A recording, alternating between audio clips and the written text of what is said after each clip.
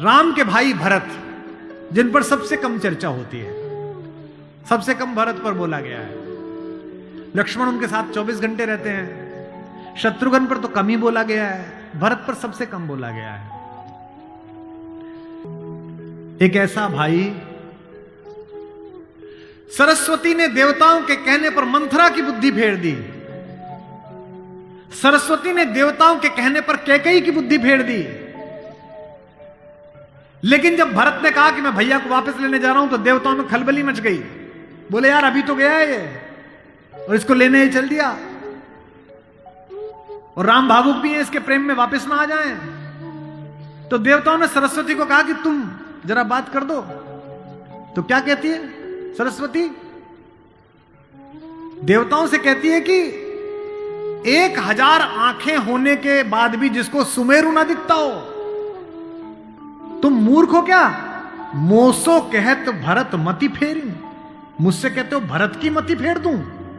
दुनिया में किसी की भी बुद्धि भ्रष्ट कर सकती हूं, भरत की बुद्धि भ्रष्ट नहीं होती मेरे करने से।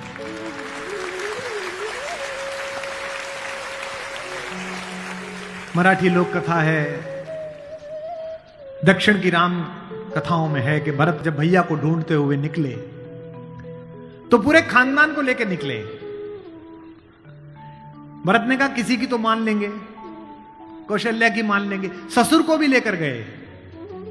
आप में से अधिकांश लोगों को पता होगा कि 4 बेटियां जनक की हैं, मांडवी, श्रुतकीर्ति, उर्मिला और भारतेश्वरी माता सीता। ससुर साहब को भी लेके गए, सास को भी लेके गए, गुरु वशिष्ठ को भी लेके गए कि किसी की तो मान लेंगे।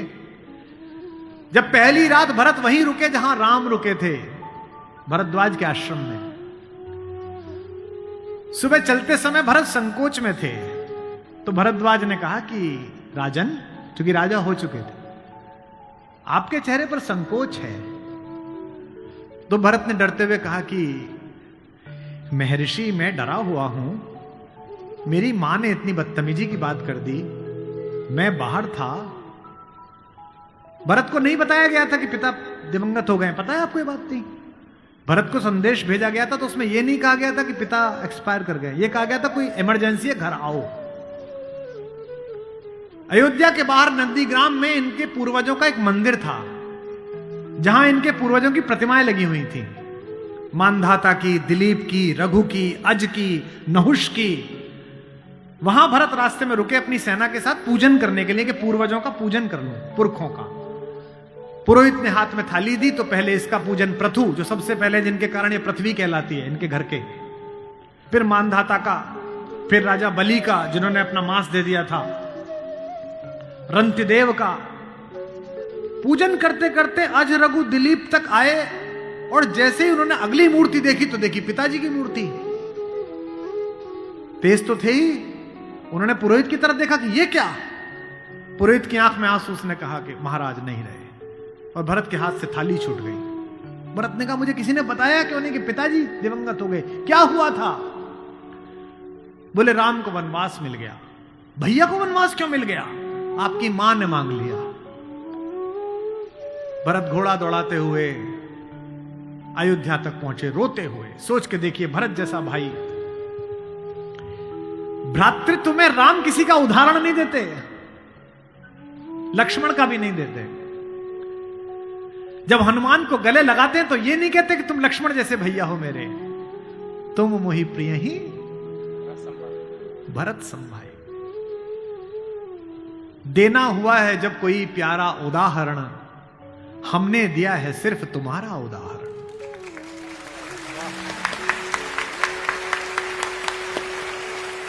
कि भरद्वाज से भरत ने पूछा कि भैया मुझे माफ तो कर देंगे ना, मैंने इतनी बड़ी गलती की, एक ऐसी गलती जो भरत ने की नहीं, उसके पश्चाताप में है भरत। मां ने इतनी गलती की, मुझे माफ तो कर देंगे? भरद्वाज ने कहा हे राजन, मुझे पता नहीं कि तुम्हारे बड़े भाई तुम्हें कितना प्रेम करते हैं या नहीं, लेकिन जब वो यहां से जा रहे थे और सुबह के समय उन्होंने गंगा पार करने के लिए पुरोहित को बुलाकर स्वस्ति वाचन का मंत्र किया, तो बड़े खुश थे, प्रसन्न थे कि मैं वनवास पे जा रहा हूं, चेहरे पे मुस्कुराहट थी। लेकिन पुरोहित ने हाथ में जल दिया और जैसे ही पुरोहित के मंत्रों के बीच में निकला कि जम्बू द्वीपे भरत खंडे, और जैसे ही भरत सुना, राम के हाथ से जल गिर गया और वो जमीन पर गिर पड़े और हाय भरत चिल्लाने लगे। इतना प्रेम तुम्हें राम करते हैं।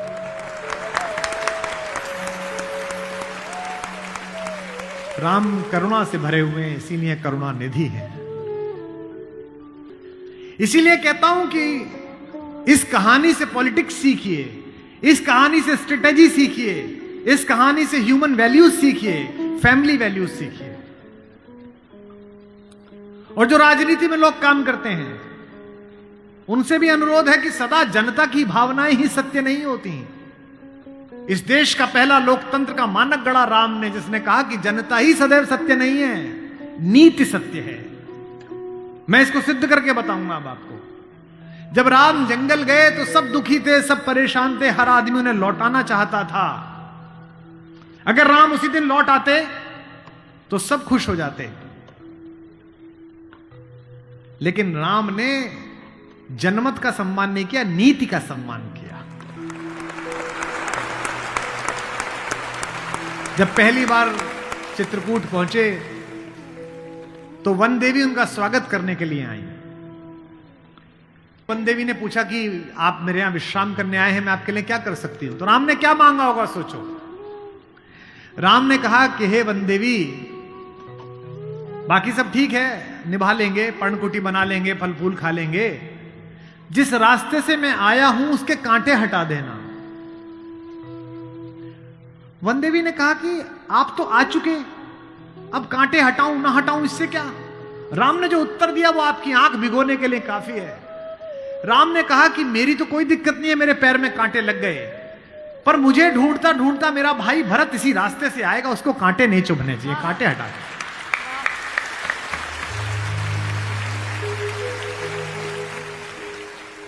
तो वन देवी को जिज्ञासा हुई। वन देवी ने कहा कि यथाज्ञा पयति महाराज, हे महाराज आपने जो आज्ञा दी मैं कर दूंगी। एक छोटी सी मेरी जिज्ञासा है, क्या अयोध्या का राजा, अयोध्या की चतुरंगिणी सेनाओं का सेनापति, दशरथ का पुत्र, राम का छोटा भाई भरत इतना नाजुक है कि रास्ते में चलेगा तो उसके कांटे चुभ जाएंगे?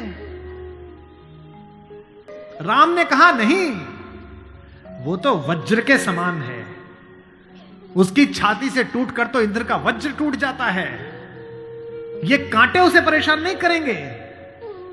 वन देवी ने कहा फिर क्यों हटा दूं?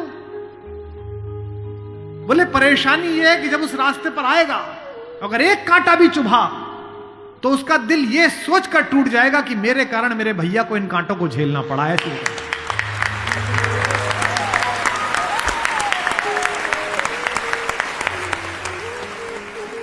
बिना चप्पलों के भरत चले, और जब चले तो भाई मृदु भूमि सकुच मन मन ही, भूमि भी संकोच से भर गई।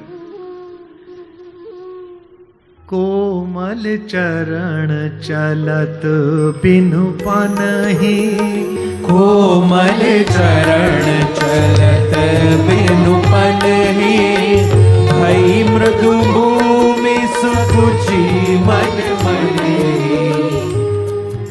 राम को कष्ट हो, ये राम, इसका मतलब क्या है?